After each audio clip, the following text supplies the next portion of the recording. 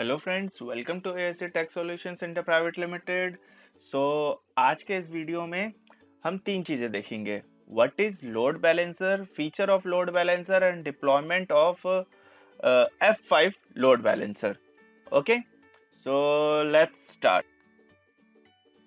सो load balancer start करने से पहले मैं थोड़ा सा आपको F5 के बारे में बता दूं, क्योंकि लोड बैलेंसर जो है वो आपके F5 का प्रोडक्ट है। और F5 क्या है? F5 एक कंपनी है और it's a US based company. ठीक है, जो आपके यूएस बेस्ड कंपनी है जो आपके किस चीज में डील करती है? आपके एप्लीकेशन एंड सिक्योरिटी के प्रोडक्ट्स में। एप्लीकेशन एंड सिक्योरिटी के प्रोडक्ट्स में कैसे फिल्टरिंग करना है, क्या सिक्योरिटी प्रोवाइड करना है आपको आईटी के अंदर, उस चीज पे आपका F5 काम करता है। ठीक है, अपार्ट फ्रॉम दैट इसका हेडक्वार्टर कहाँ पे है? वॉशिंगटन। F5 का जो हेडक्वार्टर है वॉशिंगटन के अंदर है और ये यूएसए में है। ठीक है, सो उसी का एक प्रोडक्ट है आपका load balancer.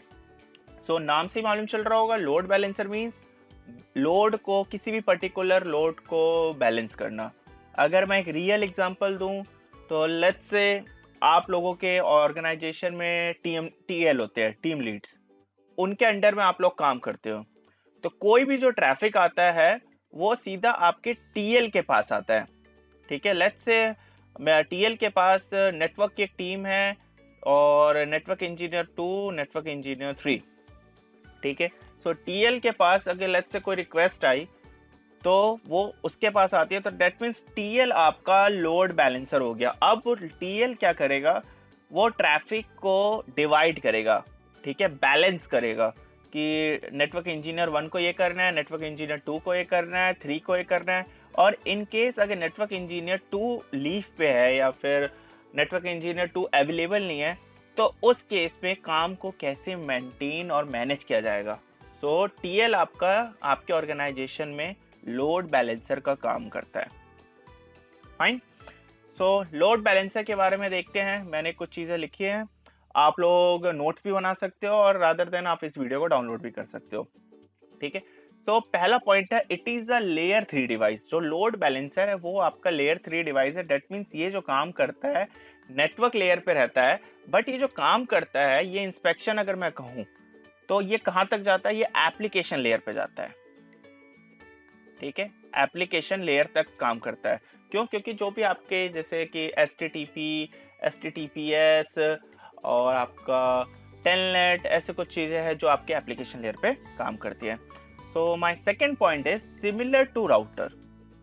Yes, it's a similar to router, network device है ये भी, बट इसके अंदर फीचर जो है वो as compare to router wide, like बहुत ज्यादा फीचर्स है।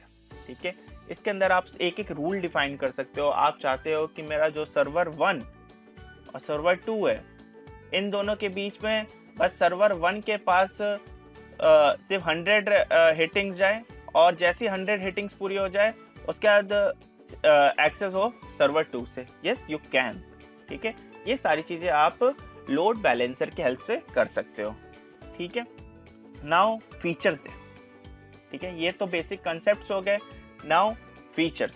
सो फीचर्स इसमें क्या है कि पहला feature, intercept and redirect the incoming network traffic.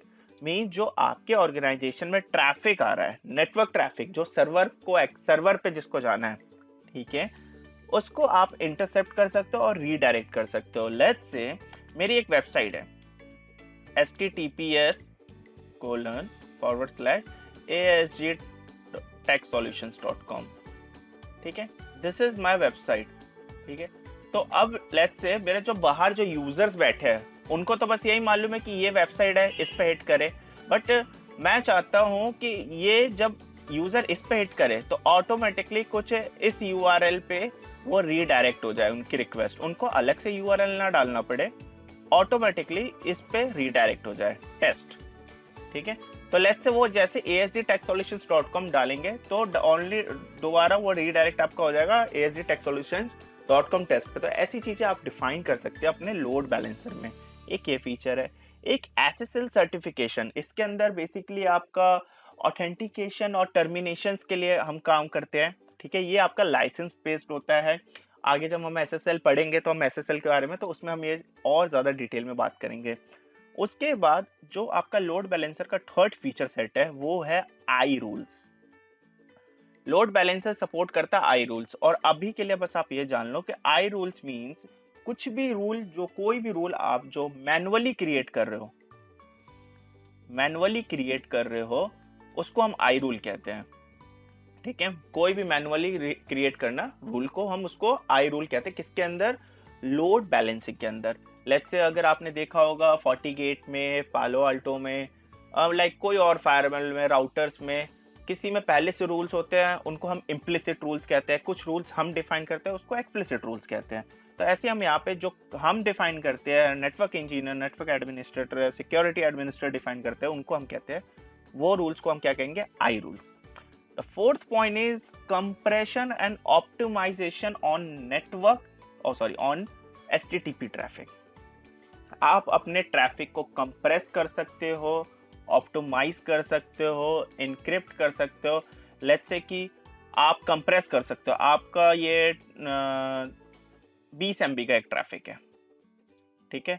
सो आप चाहते हो कि आपके सर्वर पे पूरा 20 MB ना जाए, ये कंप्रेस होकर जाए, तो यस यू कैन। आप चाहते हो तो 10 Mbps में कंप्रेस कर सकते हो, ठीक है। तो कंप्रेशन सपोर्ट करता है आपके लाइव ट्रैफिक को कंप्रेशन ये सपोर्ट करता है। आप कंप्रेशन सपोर्ट करवा सकते, कंप्रेस कर सकते हो। Sixth point, packet filtering for the network access control, और यू कैन से यहाँ पे पैकेट फिल्टरिंग के साथ आप ये भी लिख सकते हो कि एप्लीकेशन फिल्टरिंग सपोर्ट करता है, ठीक है। फिल्टरिंग सपोर्ट करेगा उसी के बेसिस पे। अगर आप चाहो तो आप चाहते हो कि कोई भी SSH का रूल है, या लाइक आपका HTTPS का सर्वर है, वेब सर्वर है, और आप चाहते हो HTTP का रिक्वेस्ट ना जाए, तो yes you can define through application filtering. आप ब्लॉक कर सकते हो। ऑल थ्रू ये सारी चीजें आप फायरवॉल से भी कर सकते हो, बट यहाँ पे लोड बैलेंसर ये के फीचर सेट्स है। Now deployment mode. अब एक नया लोड बैलेंसर लेकर आ रहे हो तो कैसे उसको डिप्लॉय करना है, ये बहुत इंपॉर्टेंट है। तो F5 के 3 डिप्लॉयमेंट मोड होते हैं, 1 आर्म डिप्लॉयमेंट मोड, 2 आर्म और N आर्म डिप्लॉयमेंट मोड, जिसको हम DSR के नाम से भी जानते हैं, डायरेक्ट टू राउटर। अब 1 आर्म में क्या होता है? 1 आर्म में बेसिकली कुछ सिनेरियो इस तरीके से बनेगा। एक्सटर्नल नेटवर्क रहेगा ये आपका, ठीक है, एंड उसके बाद आपका कोई भी आपका डिवाइस होगा, राउटर, स्विच, यहाँ पे आपके सर्वर लगे हुए हैं, और यहाँ पे आपका कोई F5 आपने लगा दिया।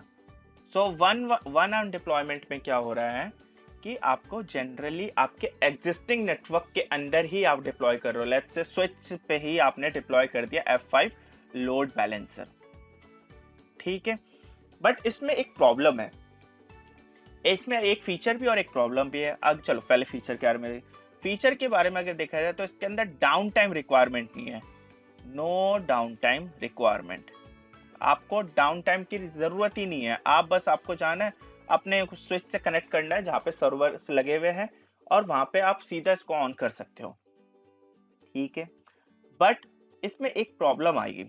प्रॉब्लम क्या होगा कि जब रिक्वेस्ट यहाँ से आएगा, जब ट्रैफिक इन आएगा, तो इन होगा तो सबसे पहले कहाँ जाएगा? आपके लोड बैलेंसर पे, और लोड बैलेंसर फिर उसको आगे ट्रांसफर कर देगा, ठीक है। और लोड बैलेंसर के पास यहाँ पे एक वर्चुअल सर्वर आईपी होता है, जो अभी के लिए मैं आपको बता देता हूँ। वर्चुअल सर्वर आईपी का मतलब ये होता है कि हम कभी भी कोई भी अपने सर्वर की प्राइवेट आईपी को, जो सर्वर के अंदर आईपी कॉन्फ़िगर है, उसको हम पब्लिकली शो नहीं करते, हम हिटिंग करवाते हैं वर्चुअल प्राइवेट आईपी पे, ठीक है। वर्चुअल सर्वर कहते हैं उसको, या फिर वर्चुअल आईपी के नाम से उसको हम जानते हैं, ठीक है। वर्चुअल सर्वर होता है, उसके अंदर हम वर्चुअल आईपी डालते हैं। तो वो रिक्वेस्ट पहले यहाँ पे आएगी, और फिर जैसे लोड बैलेंसर के पास आएगा, लोड बैलेंसर उसको सर्वर के ऊपर रीडायरेक्ट कर देगा।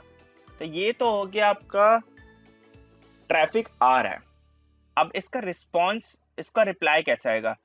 रिप्लाई के लिए ये सर्वर दोबारा F5 पे जाएगा, सर्वर से रिप्लाई फिर कैसे आएगा? थ्रू राउटर के थ्रू जाएगा।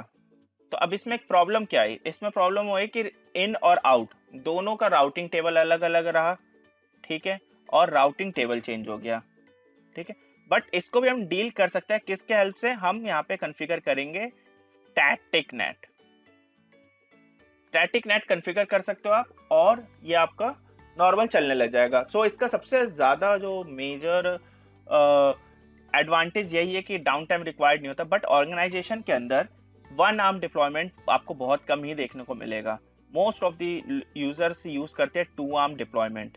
और वन आर्म में एक और डिसएडवांटेज क्या है कि आप जब वन आर्म में डिप्लॉय कर रहे हो तो आप इसके सारे फीचर सेट्स यूज नहीं कर सकते, लोड बैलेंसर के फीचर सेट्स को यूज नहीं कर सकते हो, ठीक है। नाउ सेकंड अब आपका आ जाता है टू आर्म डिप्लॉयमेंट। तो टू आर्म डिप्लॉयमेंट के कुछ एक दो बेनिफिट्स भी और एक दो डिसएडवांटेजेस भी है। तो पहले हम देखते हैं बेनिफिट्स, ठीक है। सो टू आर्म डिप्लॉयमेंट कुछ इस तरीके से होगा कि आपका यहाँ पे एक्सटर्नल नेटवर्क, ये आपका कोई एग्जिस्टिंग डिवाइस, ठीक है, ये आपका स्विच, ठीक है, और इसके आगे, अच्छा ये आपका स्विच आ गया, और स्विच स्विच, और यहाँ पे आप स्विच ले लो, ठीक है, और स्विच और राउटर के बीच में हमने लगाया आपका F5 लोड बैलेंसर। सो ये आपका टू आर्म डिप्लॉयमेंट होता है। बट इसमें आपको क्या डिसएडवांटेज दिख रहा है, इसके अंदर आपको डाउन टाइम की रिक्वायरमेंट है, ठीक है। डाउन टाइम आपको रिक्वायर्ड होगा जब भी अगर आप कोई न्यू फीचर्स, अगर आप नया लोड बैलेंसर आप लगा रहे हो, टू आर्म डिप्लॉयमेंट है, और मोस्ट ऑफ द ऑर्गेनाइजेशन में टू आर्म डिप्लॉयमेंट ही यूज होता है। और ये आपका सर्वर हो गया। और इसमें सबसे बड़ा एडवांटेज क्या है, आप इसके सारे फीचर सेट्स को यूज कर सकते हो। इस केस में फीचर सेट्स को आप यूज कर सकते हो जितने भी आपके लोड बैलेंसर के अंदर है, ठीक है। बस इसमें आपको फर्स्ट टाइम आपको डाउन टाइम रिक्वायर्ड होता है, ठीक है। सो ये तो हो गया आपका two arm deployment. Now the third one is an arm deployment, जिसको हम DSR के नाम से भी जानते हैं, ठीक है। So it is similar to one arm deployment, but हम इसके अंदर क्या करते हैं, इसके अंदर हम SNET को कॉन्फ़िगर करते हैं, ठीक है। इसमें हम SNET को कॉन्फ़िगर करते हैं, जैसे कि मैंने बताया स्टैटिक नेट को कॉन्फ़िगर करते हैं किस पर्पस के लिए, ऑल थ्रू आपका जो सिनेरियो होगा वो सेम ही होगा, राउटर आपका, या फिर राउटर हो या चाहे फायरवॉल हो, स्विच, और उसी स्विच पे आपका F5 लोड बैलेंसर, ठीक है, और आपका सर्वर, ठीक है। ऑल थ्रू आपका सिनेरियो सेम रहेगा। बट इसमें क्या होगा, हम SNET यूज करते हैं, रीजन क्योंकि हमने बताया कि क्या प्रॉब्लम आ रही थी कि हमारे राउटिंग का इनकमिंग ट्रैफिक और आउटगोइंग ट्रैफिक दोनों अलग अलग जा रहा था, ठीक है। तो इससे आपको प्रॉब्लम आ रही थी, आप सारे फीचर सेट यूज नहीं कर सकते थे। हाँ, उस केस में भी आपका F5 काम करता है, ऐसी बात नहीं है, बट सारे फीचर सेट आप यूज नहीं कर पाते थे। बट इसमें हम क्या करेंगे, इसमें हम SNET को कॉन्फ़िगर करेंगे, स्टैटिक नेट कॉन्फ़िगर करते हैं, क्यों, ताकि हम सारे फीचर सेट्स को यूज कर सके,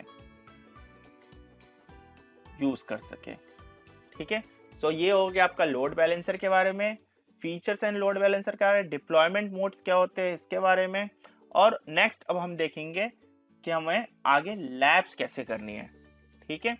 सो thanks for watching and bye bye.